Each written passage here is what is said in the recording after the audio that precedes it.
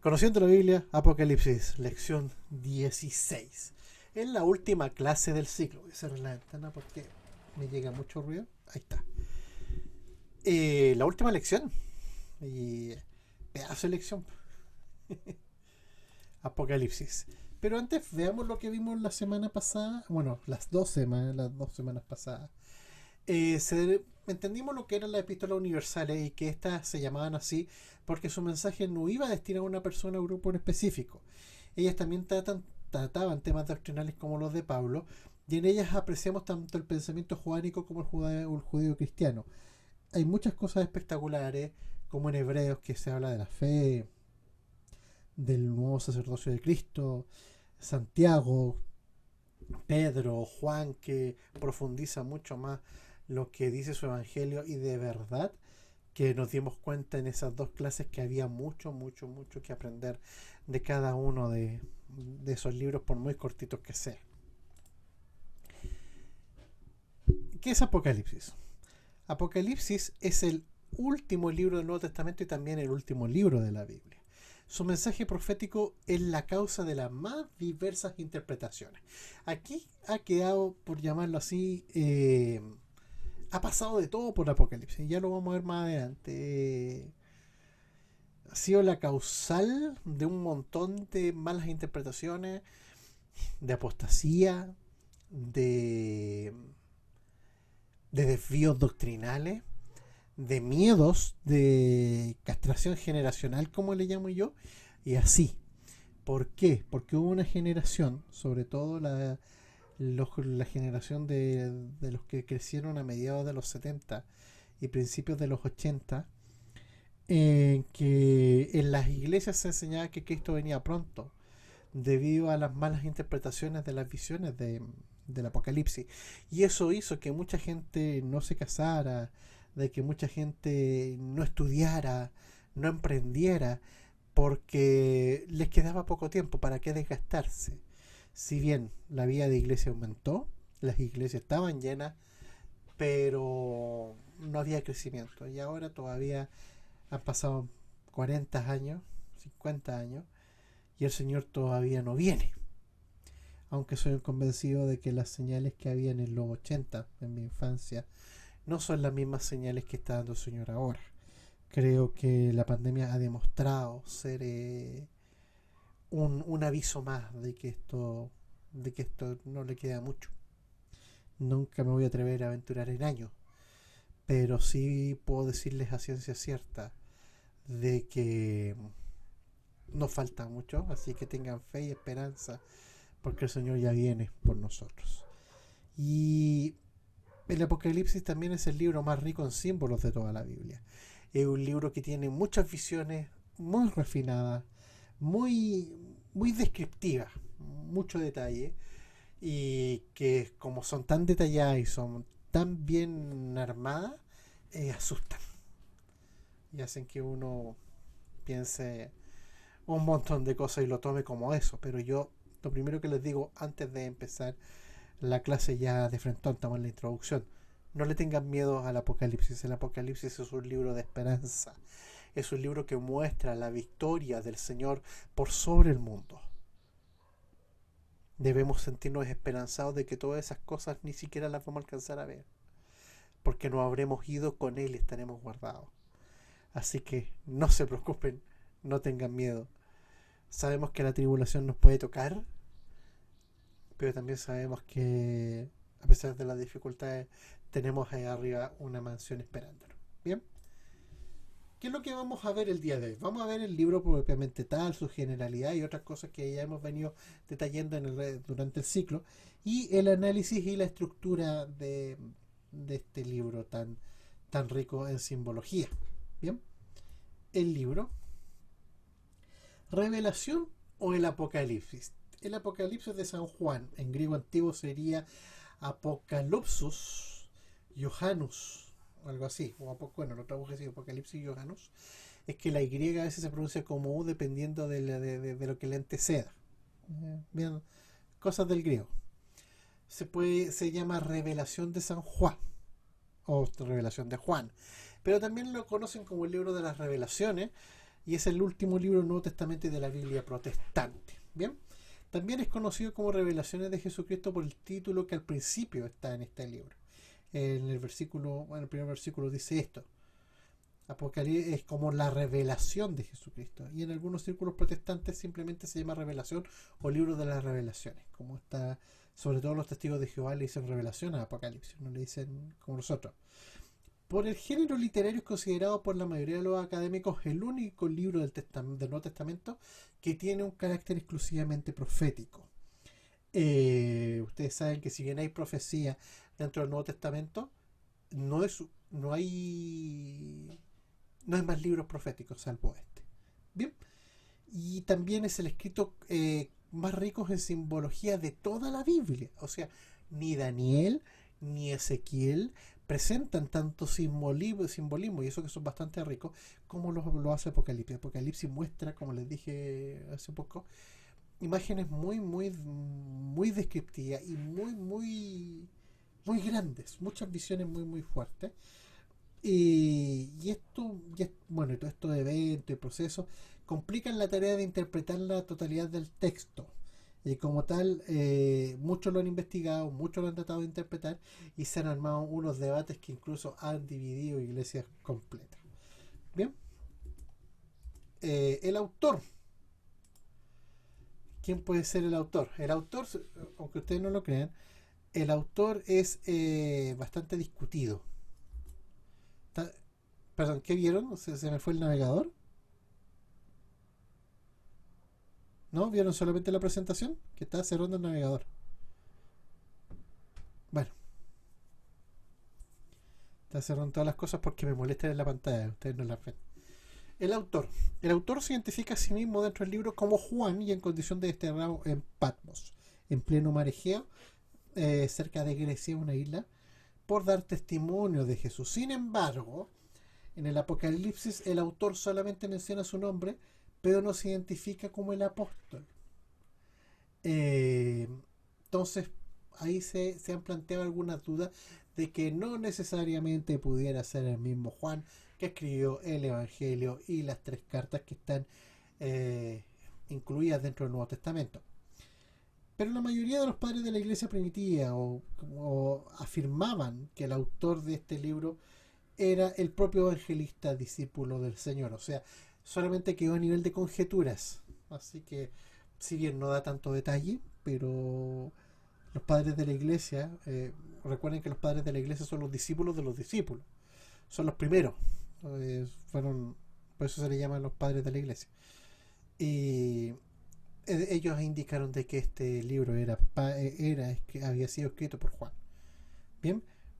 En el año 633, el Concilio de Toledo intentó despejar la duda sobre su canon, sobre el autor, cuando ya no quedaba nadie, ningún testigo de Juan.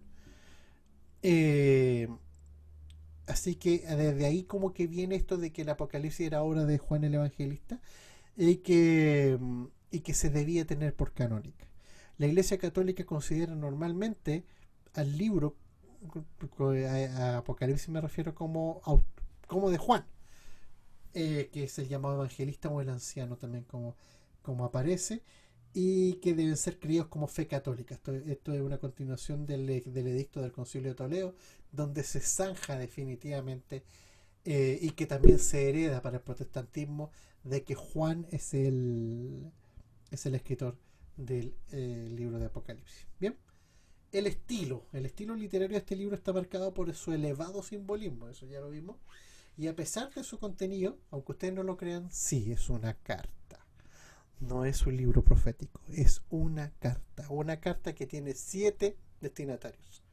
Sí, es una carta que se envió a 7 iglesias puntuales. Es una policarta, por llamarla así. Es parte del género apocalíptico que está presente en algunos pasajes de Mateo, de Primera Tesalonicenses en el Nuevo Testamento y en Daniel del Antiguo Testamento, aunque también hay alguna referencia al libro apócrifo de Enoc. Sí, Enoc aparece mucho aquí, aparecen Judas y otras cosas más que, bueno, si pueden, léanlo. Bien, el contexto histórico de este libro. Históricamente se sabe que este libro fue escrito a finales más o menos del siglo I, o algunos han dicho a principios del siglo II, que cuando fueron las persecuciones romanas contra los cristianos, así las más duras, las más feas.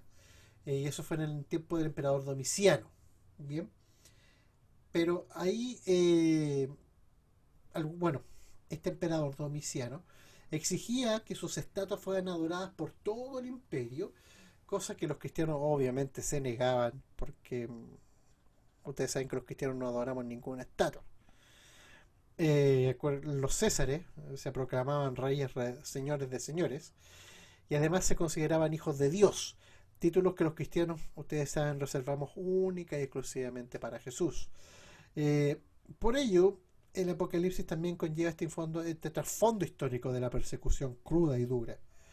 Es por eso que también aparecen aquí marcadas muchas frases como: al que venciere yo le daré la corona de la vida, y un montón de frases más que son como de ánimo en medio de tiempos bastante duros como fueron las persecuciones. Bien. Y miren, esta es una lista bien resumida de algunas fechas importantes para que tengamos en cuenta para entender el Apocalipsis. Fíjense más o menos. En la década de los años 30, muerte y resurrección de Jesús. En los años 60 fueron en la época en que muere Simón Pedro y Pablo de Tarso. Y ahí comienza la persecución, porque fue la persecución la primera gran persecución, que fue la de Nerón. En el año 70 se destruye por parte de los romanos el templo de Jerusalén y se expulsa a los judíos de Jerusalén. Después del año 70 los conflictos crecen entre cristianos y judíos, se ponen más duros. Y para los años 90, en que probablemente fue escrito el Apocalipsis, la separación entre judíos y cristianos era ya totalmente... ya existía. Ya los judíos con los cristianos no se llevaban ya definitivamente. Y entre el 81 y el 96, Domiciano es emperador en Roma e impone súper fuerte el culto al emperador. Bien. Ahora, ¿cuándo fue escrito propiamente este libro? La mayoría de la evidencia indica que fue escrito durante el reinado de Domiciano. León de Judá, nosotros situamos la fecha de escritura entre el 85 y el 88. O sea, podría ser el Apocalipsis escrito por Juan antes de su propio evangelio.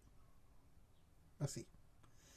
Se ha dicho que también pudo haberse escrito durante la persecución de Nerón, aunque esto se desestima porque todos los símbolos están apuntando hacia el final del siglo I. No hay evidencia en la misma estructura de Apocalipsis que pueda dar fe de ello. Aparte que si nos ponemos en esa época, Juan ni siquiera estaría cerca de Grecia. Posiblemente Juan llega a Éfeso después que se destruye Jerusalén. Entonces, con algunas pasadas por Antioquía y algún otro que viaje por ahí. Pero recuerden que Juan junto con Santiago eran los pilares de la congregación de Jerusalén. Entonces no es tan así de que pudiera ser en los tiempos de Nerón. Como que no. Y también a favor de la datación más tardía, que es la que estamos validando, encontramos el testimonio de quién, de Ireneo de León. Pucha, es re importante Ireneo, de verdad, para datar y para meter, para establecer canon del Nuevo Testamento. Ireneo se estudia mucho, ya que las condiciones que vivían las 7 iglesias, por las condiciones de las 7 iglesias, Ireneo dice que es de ahí. Bien. Canonicidad, otro problema que tuvo este libro. El Apocalipsis es considerado uno de los libros más controvertidos y difíciles de la Biblia, porque tiene muchas interpretaciones y también por eso ha llevado a que cueste mucho entender los nombres, eventos y símbolos que están ahí puestos. La emisión de este texto en el canon bíblico del Nuevo Testamento fue súper compleja, y la polémica entre los padres de la iglesia respecto a la canonicidad del Apocalipsis duró varios siglos. O sea, como les dije al principio, recién el Concilio de Toledo vino como a parar el cuento, ¿ya?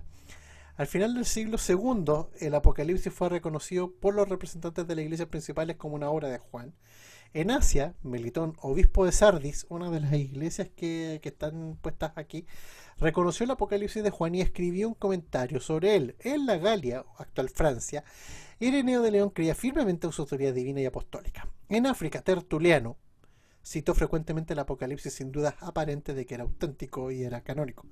En Roma, Hipólito asignó su autoría a Juan y el fragmento muratoniano lo enumera junto a las otras escrituras canónicas. Recuerden que el fragmento muratoniano es este grupo es como la primera compilación de escritos bíblicos y es es como del 170, por ahí, así que eh, es bien cercano a la fecha de los primeros apóstoles. Así que de verdad que si está ahí, era canónica y era manejada por la iglesia. Bien, la Vetus Latina, que es la mamá de la Vulgata, contenía el Apocalipsis. ¿Mm? Y en Alejandría, Clemente y Orígenes creían sin vacilación de que esta carta que era escrita por Juan. Orígenes aceptaba el Apocalipsis como inspirado y lo catalogaba como parte de la Homolegomna, que son los libros aceptados. Atanasio, obispo de Alejandría, lo reconoció plenamente en su carta pascual del año 367, así como Agustín de Hipona en el 397 en su libro sobre la doctrina cristiana. Rufino de Aquilea también lo aceptó en su comentario sobre los apóstoles, y el Papa Inocencio I, en una carta al obispo Toulouse y a Juan de Damasco, en su libro una exposición de la fe ortodoxa, también los puso ahí. En Occidente, el libro fue definitivamente aceptado por el decreto de Dámaso I. ¿Se acuerdan que lo vimos cuando estudiamos Canón? Dámaso I ahí ya de frente lo cierra. En el año 382, confirmado luego en el sínodo de Hipona. En el concilio de Cartago, en el segundo concilio de Cartago, en Florencia y finalmente en Trento en 1546, que ahí ya el concilio de Trento se dio, recuerden, como reacción a la reforma, junto con los demás escritos del Nuevo Testamento. En Oriente, o sea, estamos hablando de Roma, vaya, fue incluido en el canon después de mucha polémica que se prolongó hasta el siglo IX. O sea, y aunque es el único libro del Nuevo Testamento que no es leído como parte de la liturgia en la Iglesia Ortodoxa, sí. Si en la Iglesia Ortodoxa lo tiene en sus Biblias, no lo leen, al igual que Judas. Algunos, como Cayo, a principios del siglo III rechazaron el Apocalipsis por fomentar el milenarismo. El antagonista más importante de la autoridad del Apocalipsis fue Dionisio, obispo de Alejandría, que fue discípulo de Orígenes. Él no se oponía a la idea de que Cerinto, que es un personaje que ni siquiera sé quién es, pero me aparece en los libros, fuese el autor del Apocalipsis. Otro discípulo de Orígenes, Eusebio de Cesarea, discrepaba de su maestro alejandrino, porque él sí aceptaba Apocalipsis dentro de la Biblia. Cirilo de Jerusalén, otro de los grandes padres de la iglesia, no lo nombró entre los libros canónicos. Tampoco aparece en la lista del Sínodo de la Odisea o en la de Gregorio de Nacianzo, otros listas más. Estoy repasando el canón, la clase de canón, muchachos. Y otro argumento en contra de la paternidad apostólica del libro es su omisión en el Peshitta. Recuerden que el Peshitta es la compilación de la Biblia más antigua que existe, así como tal como la conocemos. Y en el Peshitta tenemos casi un original de Mateo en arameo. Y hay algunas cosas que no están. En el Peshitta no está el Apocalipsis. Pero en la Biblia Peshitta actual sí está Apocalipsis. Lo metieron. Basándose en las copias más antiguas que tenían, y lo metieron, pero en el Peshitta original no está. En el siglo IV, Juan Crisóstomo y otros obispos argumentaban contra la inclusión de este libro en el Nuevo Testamento por las dificultades que planteaba interpretarlo y que lo consideraban un peligro latente. ¿Por qué? Porque es lo que le he contado. Muchas formas erradas de interpretarlo ha provocado doctrinas que son erróneas y heréticas.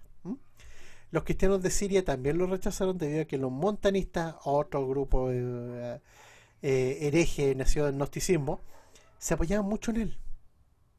Claro, porque tiene unos simbolismos muy fuertes, entonces los montanistas se aprovechaban de él para fomentar su doctrina y por eso los cristianos sirios lo rechazaron. Es por eso que tampoco aparece en el Peshitta. Uno de los nombres del Peshitta es el siriaco. En el siglo IX fue incluido junto con el Apocalipsis de Pedro entre los libros discutidos de la esticometría. ¿Qué es la esticometría? El precio que se le pagaba por palabras al copista. Ustedes saben que los libros antiguos se hacían a mano. Entonces, si yo, multimillonario, me mandaba a hacer una Biblia a tal convento, había que pagarle al copista. Entonces el copista, no sé, eh, los metían ahí entre la lista y yo no... Por eso había muchas Biblias antiguas que le faltaban libros porque no alcanzaba la plata para meter todos los libros. Porque había que escribirle a una persona que escribiera letra por letra y el copista se le pagaba. Vivía de esto. ¿Mm? Eh, entonces, Nicéforo, el patriarca de Constantinopla, lo puso en la lista como de precio. Así, esto sale a meter el Apocalipsis. ¿Mm? Y Lutero, ahí es donde se me cae el hombre, consideraba que el Apocalipsis no era ni apostólico ni profético y decía que Cristo no se enseña ni se sabe de él. Aquí. Bueno, yo discrepo de Lutero. Cristo se enseña, está presente. Y por algo dice claramente que esta fue la palabra revelada de Jesucristo a su siervo Juan. ¿Mm? Así que Lutero no sé en qué estaba pensando ahí. La cerveza. La escuela de interpretación. Aquí ya nos ponemos de eso, pongan atención. Porque es aquí en donde empiezan los problemas. La escuela preterista. Existen 4 escuelas de interpretación. Pongan atención.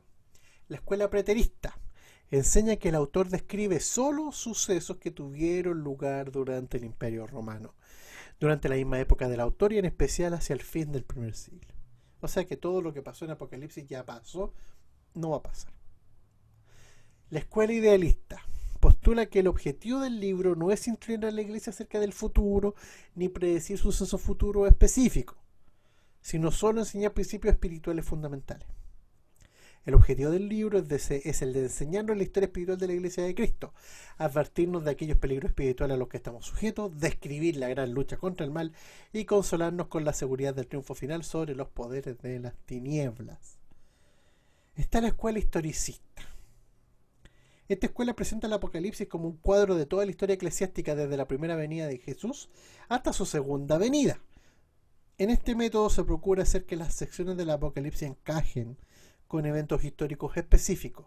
La bestia es vista como la manifestación del tirano contemporáneo, el intérprete, como el papado lo fue en el tiempo de la Reforma.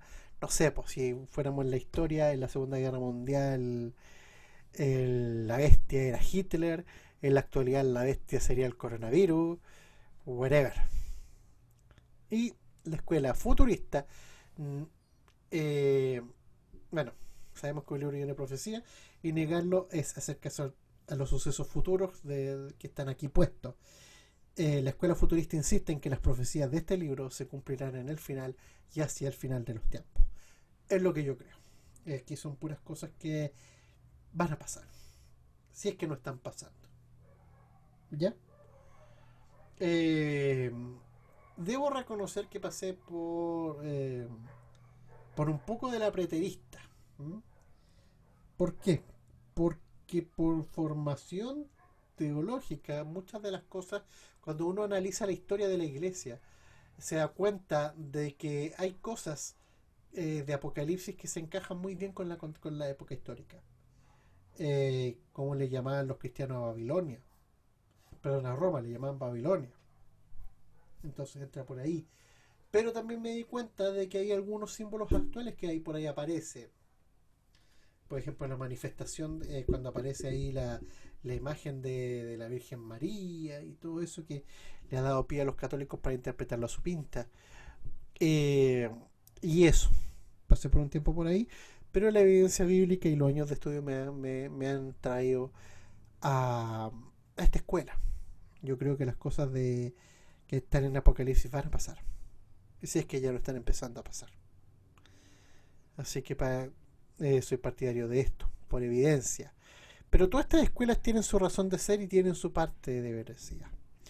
Además, se pueden reconocer muchas otras escuelas de interpretación del Apocalipsis. Yo puse las principales. Pero está como la esotérica, que ocupa mucho los de la ciencia cristiana y la metafísica. O la interpretación propia de la católica, que es como una mezcla extraña de cosas. Ellos creen que el juicio final viene, pero no viene, como que no lo predican. La iglesia ortodoxa oriental es muy parecida también a lo mismo. Los anglicanos tienen una forma propia de ver el Apocalipsis. Y los mormones, los mormones. Algunas de las cuales incluyen elementos de las otras escuelas, que ya les dije, pero se encuentran bien definidas por su doctrina y por eso se diferencian. ¿Bien? ¿Alguna duda hasta ahí? ¿No? ¿Nada? Ok, sigamos. La estructura del libro. Al igual que en el Antiguo Testamento, la profecía que está en Apocalipsis incluye anuncios de exhortaciones para el presente, también como acontecimientos futuros. Es lo que yo le estaba contando recién. La porción principal del libro tiene 7 ciclos de juicios, que es lo que cómo lo vamos a estudiar. Y algunos dicen que son paralelos u otros consecutivos. En León de Judá asumimos que son paralelos ya que se complementan entre sí. O sea, todos los ciclos de juicios pasan en paralelo o se traslapan. Pero no son lineales. ¿Mm? Ustedes pueden leer y otras cosas, es lo que estoy hablando ex Montenegro. Yo les dejo aquí plantear algunas cosas para que partan por favor con el estudio. Les estoy tratando de dar hartas herramientas para que ustedes lo estudien y lo profundicen. Bien, sigamos. Vamos a analizar el Apocalipsis ahora, el bosquejo propiamente tal. A ver qué tenemos. ¿A qué se refiere con 7 ciclos? Los vamos a ver ahora en la estructura, pero son 7 ciclos de juicios. Ponte así como que en el ciclo 1 hay estas cantidades de juicios, en el ciclo 2 pasan estas cosas de juicios. Son 7 ciclos que tienen juicios adentro. Y eso ahora lo vamos a entender en la estructura del libro, pero a eso se refiere con los 7 ciclos. ¿Ya? Son, son 7 ciclos de juicios. Y esos 7 ciclos de juicios, algunos dicen que son en paralelo y otros que son uno tras otro. Los veo yo como paralelo, porque se complementan entre sí. Pero a eso se refiere. Pero ahora con el bosquejo debiera quedarte más claro, si no, le damos otra vuelta. ¿Ya? Dice, primero tenemos la introducción de Apocalipsis. Primero el prólogo que está en el capítulo 1, versos 1 al 3. Después tenemos el saludo y alabanza que está en el capítulo 1 del 4 al 8. Y después viene la visión de Cristo el juez. Aquí ya vemos a Jesús como juez que viene, valga la redundancia, a juzgar tanto a los vivos como a los muertos. Bien. Y viene a traer su juicio contra el ser humano. ¿Mm? Y después vienen las exhortaciones a las 7 iglesias. Algunos han dicho que las 7 iglesias representan 7 etapas de la iglesia. ¿Mm? Yo no lo voy a afirmar como correcto ni tampoco como errado. Porque, como les digo, es tan especial este libro de que hay cosas que a veces suenan muy actuales y otras que suenan muy pasadas. Quiero entender de que es parte de cómo el Espíritu Santo diseñó este libro. Es por eso que no voy a decir eso. Es una opinión que no voy a dar. Bien. Bueno, por la exhortación a las 7 iglesias, primero a Éfeso, que se lee del 2 del 1 al 7. Y ojo, que son características propias de lo que estaba viviendo cada iglesia, más un juicio y una bendición. ¿Mm? Éfeso, que está en el capítulo 2, versículos del 1 al 7. Después viene Esmirna. A todo esto, estas 7 iglesias están en Asia. En la provincia romana de Asia era parte de lo que es Turquía en la actualidad. Y era todo un abanico. Pucha, de ayer puesto el mapa. Se me olvidó ponerlo para que hubiéramos visto las 7 iglesias como están puestas en el mapa. Pero están como juntitas. Bueno, pueden encontrarlo por internet. El mapa está. Y si yo lo iba a poner, ¿por qué no lo puse? Ya. Están como todas juntitas, relativamente cerca.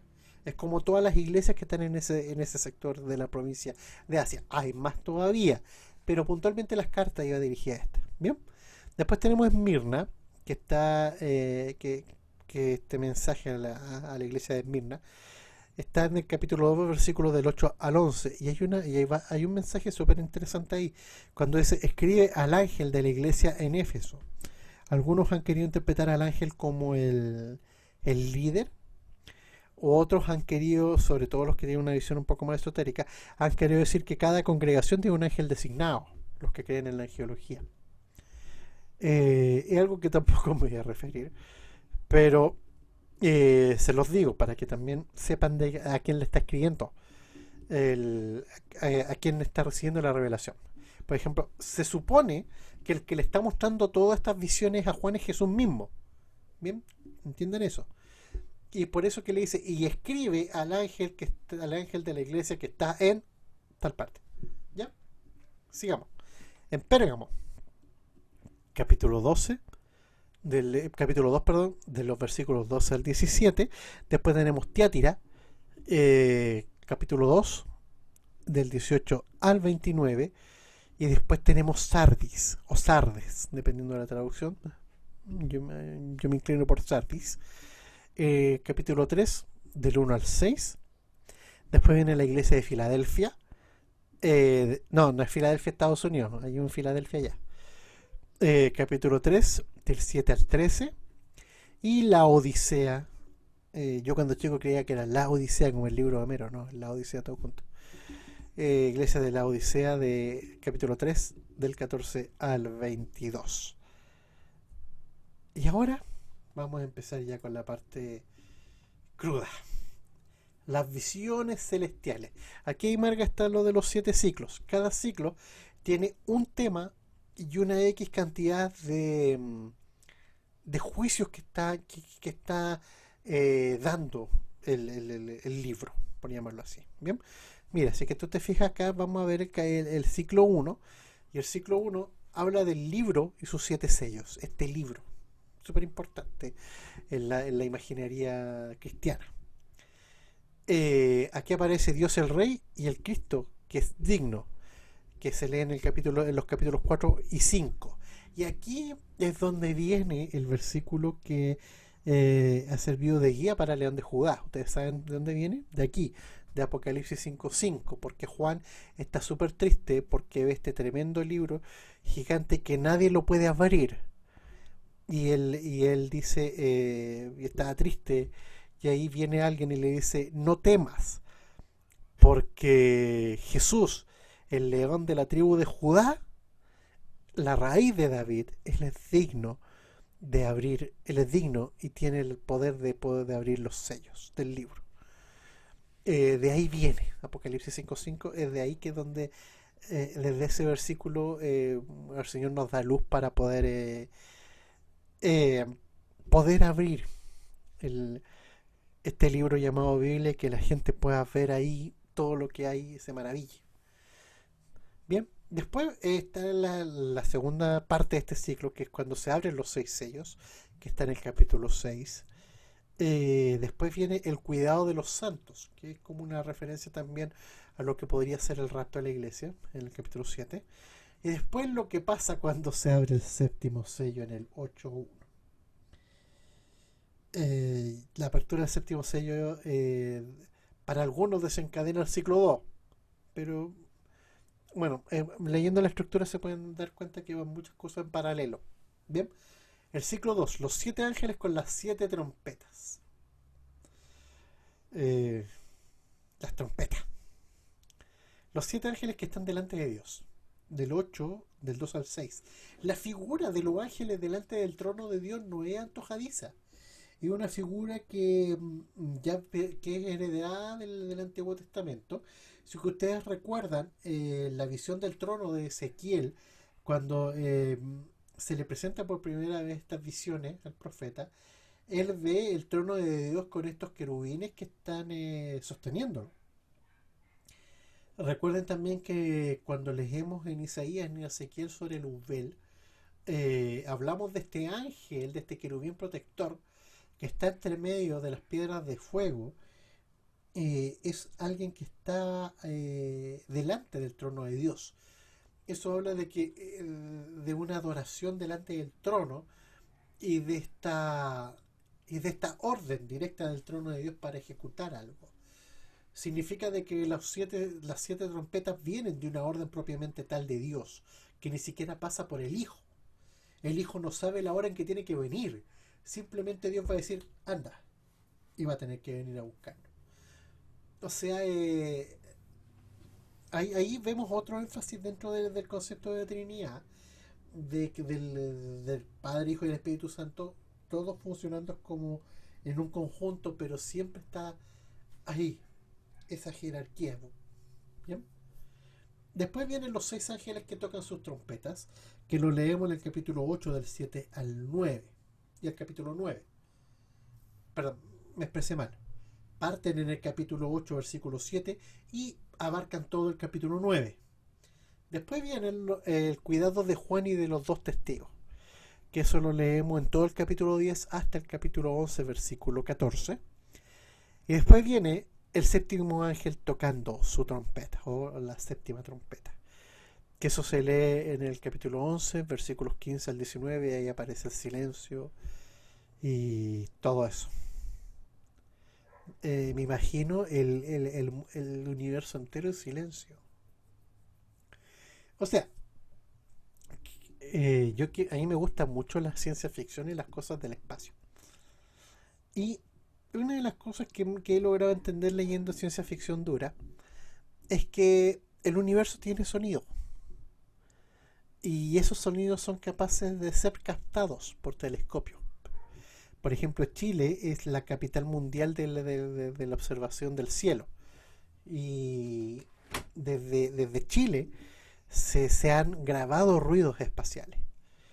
No son ruidos de extraterrestres diciendo venimos en paz, no, no, no, no. Sino que es como que son sonidos de estrellas explotando hace millones de años atrás y cuyo sonido recién se está percibiendo aún en la lejanía y viene hacia nosotros. Eh, entonces el universo sí tiene ruidos, pero aquí habla de un silencio total, el silencio del universo. ¿Qué pasa cuando el universo calle? Ahí les dejo otra cosita a sembrar para que lean el libro.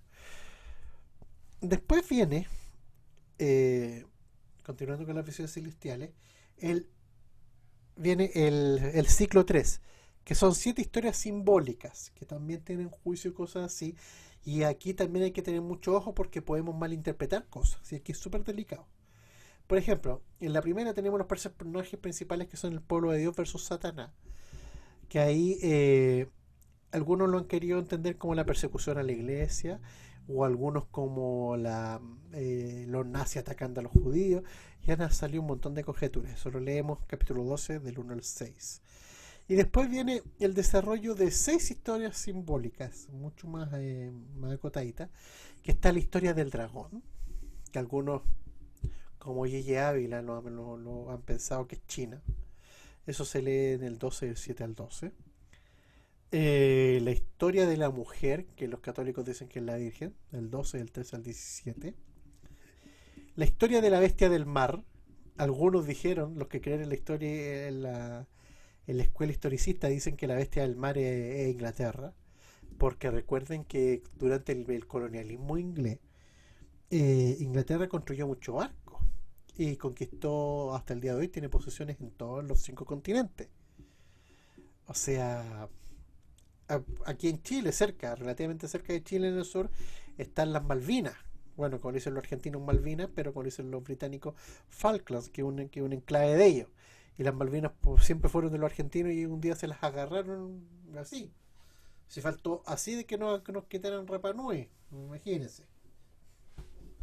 De verdad que algunos que creen en la escuela historicista juntan aquí las cosas. Se lo estoy nombrando no porque yo lo crea, pero para que estén ahí pendientes.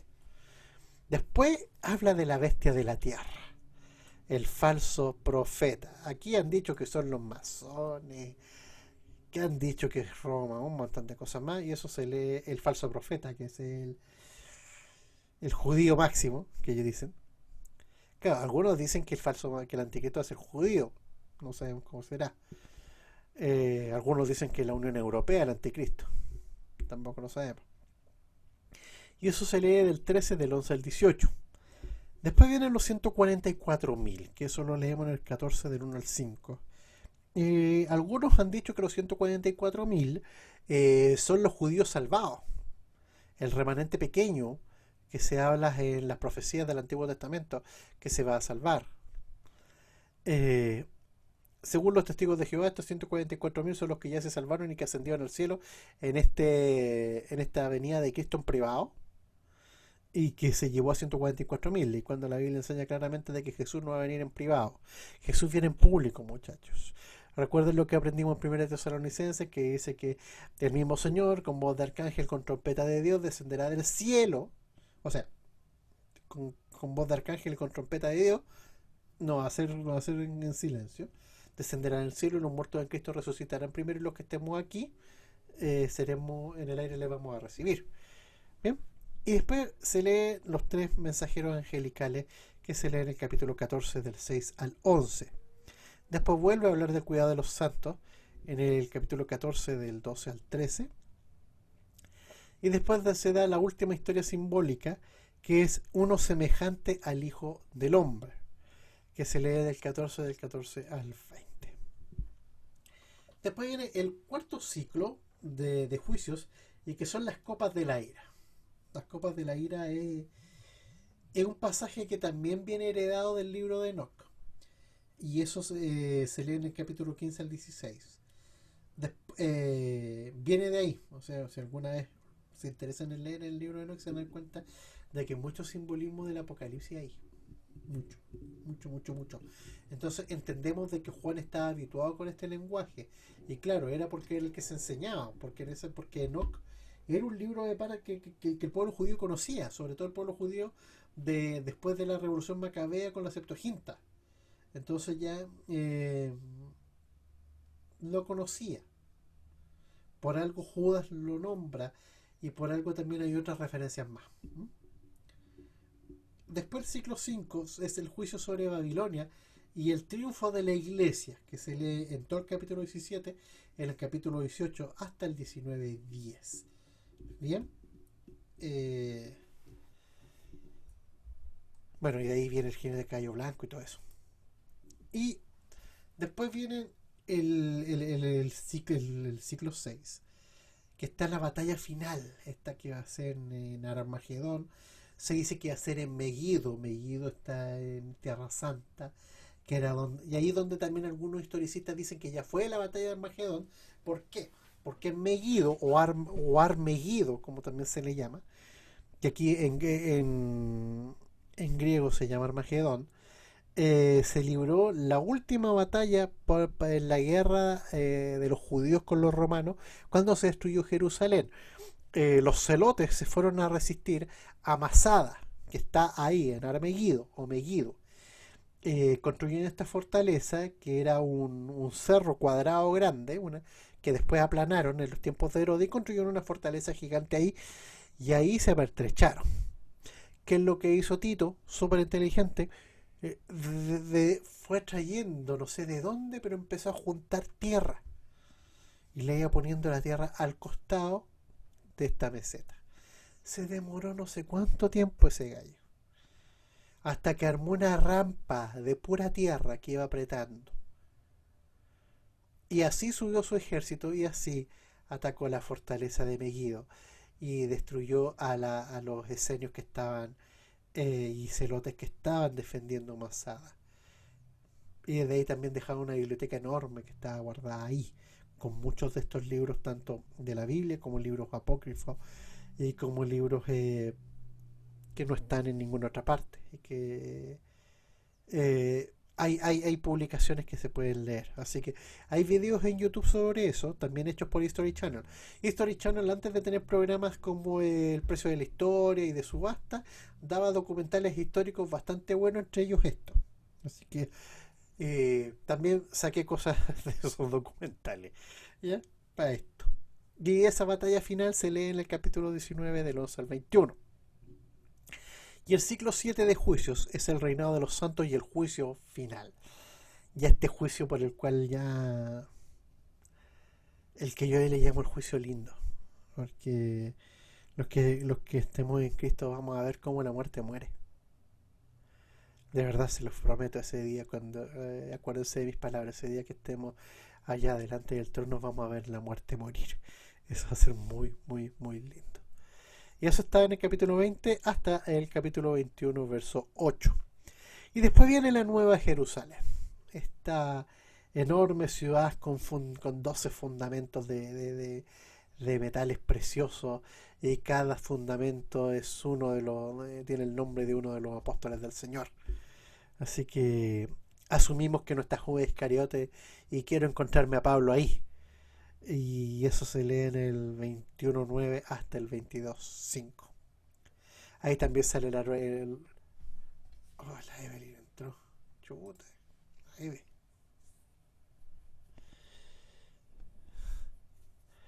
Y bueno, en la Nueva Jerusalén vemos también cómo está el árbol de la vida, este río que sale y ese lugar precioso, el mar de cristal y todas esas cosas que se ven ahí. Yo creo que si ustedes se sienten desesperanzados y con pruebas, este pasaje de la Biblia los va a ayudar mucho. A mí en lo personal me ayudó porque yo vi cosas que dije, pucha, estoy sufriendo puras cosas en la tierra, pero da lo mismo. Si mira lo que me va a tocar disfrutar. Y como que, a mí Apocalipsis no me asusta, de verdad, es un libro que me llena de esperanza.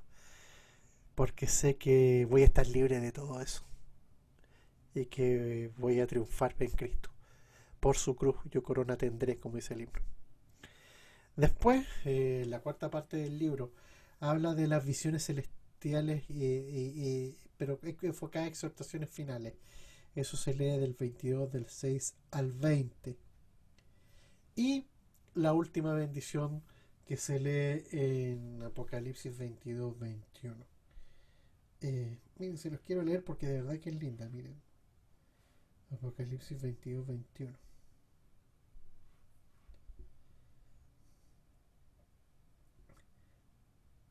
Bueno, dice... bueno, el 17 empieza, dice... El 16 ya dice, yo Jesús he enviado mi ángel para darles a ustedes testimonio de estas cosas que conciernen a la iglesia. Yo soy la raíz y la descendencia de David, la brillante estrella de la mañana. El espíritu y la novia dicen ven, y el que escuche diga ven, el que tenga sed venga, y el que quiera tome gratuitamente del agua de la vida. El que escuche todas las palabras del mensaje profético de este libro le advierto esto. Si alguno le añade algo, Dios le añadirá a él las plagas descritas en este libro. Si alguno le quita palabras de este libro de profecía, Dios le quitará su parte del árbol de la vida y de la ciudad santa descritos en este libro. Ahí, para los que queremos ser traductores y biblistas, esto da miedo. Y el que da testimonio de estas cosas dice sí, vengo pronto. Amén. Ven, Señor Jesús, que la gracia del Señor sea con todos ustedes. Amén.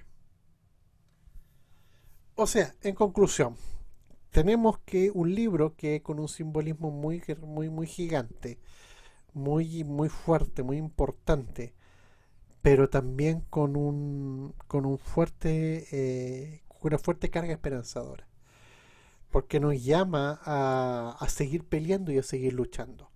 Porque todo el mal que podamos vivir en el mundo no es nada en comparación con la recompensa eterna que vamos a tener cuando vivamos en aquella nueva Jerusalén prometida por Jesús a todo el que le abrace su cruz y persevere. De verdad que es un libro que a mí en lo personal me llena de mucha esperanza. Así que yo reitero por enésima vez su horrible majadero, pero no tengan miedo. No lo lean con temor, no lo analicen con temor, con cuidado y reverencia, como toda la Biblia, pero sin miedo, que esta clase les sirva para quitarse el miedo, para entender lo que pueden leer ahí. Hay cosas muy lindas que al principio chocan, a mí también me chocaron, De ahí me chocaba cuando yo escuchaba estas predicas del apocalipsis en la iglesia de mi papá cuando yo era chico y me imaginaba un montón de cosas. Y después cuando el Señor me dio la posibilidad de poder estudiarlo a esta profundidad me di cuenta que no eran para asustar al cristiano, al revés, eran para llenarlo de fe. Eran para darle fuerza en medio de la batalla dura que estaban viviendo. Bien, eso. Y les quiero compartir la bibliografía de estas 16 lecciones divididas en 21 clases. Hicimos 21 clases, muchachos. Bueno, muchachas. Hicimos 21. Harto. Miren, así se los voy leyendo rapidito. Que todas las cosas que he ocupado para hacer estas 16 lecciones divididas en 21 clases. Miren, ocupado. Ocupé la Biblia de Estudio de Matthew Henry, Reina Valera Revisada, editorial CLIE. Leí el estudio Palabras Clave, Reina Valera 60 de la editorial Patmos. La Biblia de referencia Thomson NBI de la editorial Vida, excelente Biblia, mi favorita. La Biblia de Estudios de la Reforma de LBLA del Ministerio Ligonier y editorial Poema. La Biblia de Jerusalén edición 2009 de la editorial de Clifford Brower. La Biblia de Navarra en su edición popular, no es la académica tiene 5 tomos de este volado. Esta es la edición popular. De la editorial de la Universidad de Navarra. La Biblia para maestros de niños, nueva Biblia viviente. Sí, no se han dado cuenta que hay contenidos para niños aquí también. Edición de C25, es una Biblia preciosa, muy muy linda. La Biblia de Estudio de Dios habló hoy con Deuterocanónico Canónico de 1994. El Nuevo Testamento lineal griego-español de la Sociedad Bíblica Unida para desentrañar algunas cosas de terminología que hemos visto, sobre todo en el Nuevo Testamento. Hechos de los Apóstoles, la guía de estudio del Ministerio de Literatura Hispana, que son los libros que yo ocupé. Estos son mis libros de teología, con los cuales estudié en el Instituto Bíblico. Miren, los desempolvé. El Pentateuco, ocupé la guía de estudio de los libros históricos, la guía de los libros de sabiduría y el de profetismo del Antiguo Testamento, también la guía de estudio. El canon de la escritura, que es la guía de estudio de ahí también, o sea, el Nuevo Testamento, de la guía de estudio también, la guía de estudio de Apocalipsis, las cartas de Pablo, así. Romanos, que es un comentario de la Navidad de Douglas J. Moore, de Editorial Vida. Romanos lo estudié muy, muy, muy profundo, así que también lo quise incluir porque hay un montón de cosas para enriquecer la clase. Eh, Mi comentario de los deuterocanónicos que también lo incluí cuando se los nombré y se los comenté. Saqué muchas cosas de ahí. Ese comentario lo escribí yo como tesis final de Instituto Bíblico. Mi comentario del Evangelio de Juan, también lo incluí para Juan. Fue la base de la clase, lo estructuré en base a ese comentario. Eh, lo estructuré desde ahí. Y para los que siguen la clase del Ministerio Internacional Cambio, hay cosas que yo también saco de ahí y las pongo en la clase. El comentario de Levítico, que fue una tarea, también lo puse. Israel a las Naciones de F.F. Bruce, de Editorial Portavoz, que sirvió para que pudiéramos profundizar el estudio de los libros históricos del Antiguo Testamento. La guía de estudio de Hebreo, que ha sido un libraco. La enciclopedia Logos, que está en línea con una suscripción. La enciclopedia británica, que también está en línea, sobre todo para buscar biografías y otras cosas. La enciclopedia católica, que son cosas para... Aquí me busqué mucho de los padres de la iglesia, que si bien Editorial CLIE los tiene, pero hay que comprar los libros, aquí los tienen gratis. Entonces yo me puse a investigar acá, encontré un montón de cosas buenas. Anotaciones, varias cosas que tengo por ahí guardadas, links que tengo guardados en el navegador y otras cosas más. Y eso, un montón de links de Google que no tengo ni contado, pero una carpeta que me acompaña en mi navegador desde hace muchos, muchos años, porque los marcadores del navegador, uno guarda las páginas en una carpetita que se llama marcador y voy guardando cosas ahí. Y se pueden importar, pues lo importé de Firefox a Google Chrome, y de Google Chrome lo exporté a Safari, y de Safari lo exporté a Opera, y los tengo en el teléfono, entonces los voy leyendo siempre.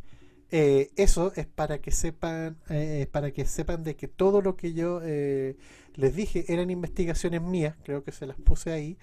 Eh, Cosas que mis anotaciones varias son cosas que yo voy estudiando y que voy escribiendo y voy guardando. Eh, Cosas también que he ido comprando y ese cuento y todo eso lo vacié acá.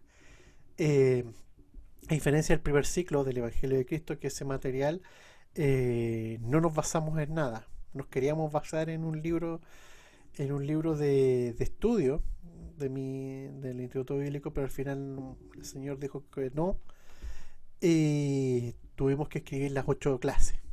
Así que ese material es distinto, pero acá no, acá hay mucho de donde saqué. ¿Ya? Esa parte de anotaciones varias y un montón de links de Google, ya estaríamos en el 700. Un montón de cosas que hay ahí guardadas por años.